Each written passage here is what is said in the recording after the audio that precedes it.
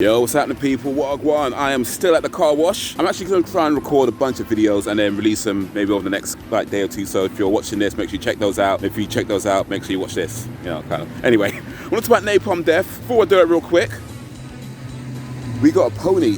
That's how we do it in London. We have ponies at our car washes. That's how we do. That's how we roll here. That's how we move, fam. That's how we move. But yeah, so I'm going to talk about Napalm Death. They released a new album. It is called Throes of Joy in the Jaws of Defeatism. And shout out to my man Andrew Sennedra for recommending this. Actually, technically, I was going to do this anyway, but he did mention it, so shout out to him. Check out his channel. He talks a lot about heavy metal, especially like smaller heavy metal bands. So yeah, make sure you check his channel, Engraving Heavy Metal. Great channel. Check it out. He does reviews, music reviews, bigs up small artists. Yeah, so one to check out. All right, let's talk about Napalm Death now. I first heard about Napalm Death probably around about late 90s. I mean, I started getting into heavy metal, I think about mid-ish 90s, early to mid-90s. Like, just moving surrounds, a lot of sun. Where's the sun? Sun's here. Let me go this way. And Napalm Death was one of the bands that was on my radar, but to be honest, I never really gave them a lot of attention. They are very, very heavy, very, very what you call grindcore. And it wasn't really where my mind was at the time. As far as that kind of stuff goes, I would say that I probably leaned just a little bit more towards Cannibal Corpse, but even then, you know, I wasn't big into it. You know, I listened to a few stuff, and it wasn't that I didn't like it, so to speak. It just wasn't really for me. Anyway, so now they released this new, and by the way, real quick as well, so someone just found out, interesting piece of trivia. Napalm Death have the Guinness World Records for the world's shortest song ever recorded at 1.3 seconds or something like that. It's a song called You Suffer, and it's on their debut album, A Scum, released back in 1987. But yeah, it's a very, very short song. It literally goes, and that's the whole song. But when it comes to this type of music, the grindcore, when the music's very heavy and the lyrics are sung in it's such a, you know, screaming, you know, in a really kind of way where you could barely understand any of the words at all. I kind of think of it as like listening to songs in a foreign language, you know, where you don't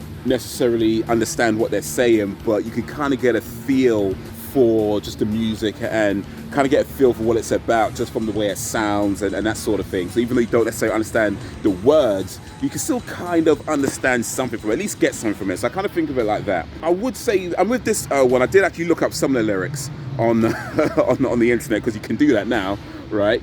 And I did read through some of the lyrics, and I would say that I'm still not sure I understand what they're talking about. It's very like, So yeah, on this review, I'm really just going off energy, just the energy that I felt listening to this album. And for me, it was like really cool just to listen to that kind of heavy music again, because I haven't really listened to music that heavy for a while. The drums, you know, the fast drums, or the guitars, you know, everything kind of like down tuned and that sort of thing, and just like come together like really thrashing. It was a really cool energy, but that's the thing. That's really all I can say. You know, there's not much more I can say to that. I mean, I can't really talk much about what they meant by the lyrics because I have no idea what they were saying, even though I did read through some of it. But yeah, it's just a really cool energy that I felt was coming from them, and I feel like you can still get a sense of their passion for the music as well and for what they're doing. Let me get the donkey shot again real quick. There you go, he's just one to the fence. So yeah, that's really cool. I think if you're into this sort of thing, you know, you don't need me to say to go listen to it. If you're not already into it, I'm not sure this is going to be the one to convince you, to be honest. I feel like if you don't already listen to this kind of music, I'm not sure this is going to be what convinces you, like, yeah, this is great. But if you're open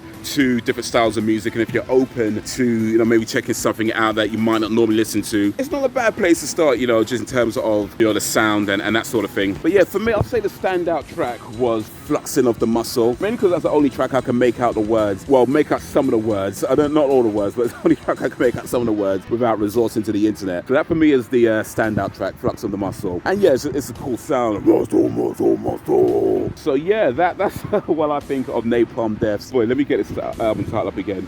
Throes, it's a long title. This title is longer than their song, You Suffer. Like that song is like 1.3 seconds. How long would it take me to read just the title of the album? Throes of Joy in the Jaws of Defeatism. So yeah, shout out to Napalm Death for being. They've been around for ages, by the way. They've been around for like since 1981.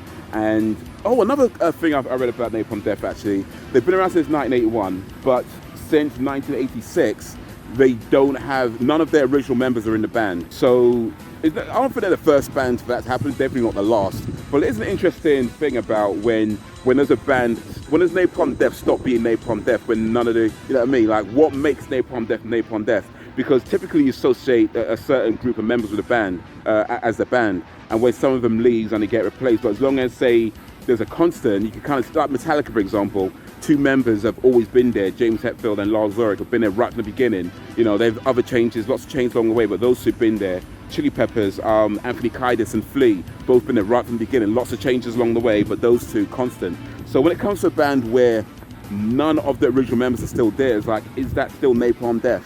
I mean, of course, we're going to call it Napalm Death because it's a bit too late to try and wonder that now. But just as a concept, like, when does a band stop being a band, and when does it get to a point where it's like, okay, we need to change our name? Like, for example, with Pantera, when they ended, two of the band members from Pantera started, I should say, another band. Even though it was like two members from Pantera, you know, Dimebag Darrell and Vinny Abbott. But they were like, you know, we're separated from, we're another band now, and they've got a different singer and another guitarist. So yeah, when does a band stop being a band? That's an interesting question, a different interesting thing, but maybe a topic for another video.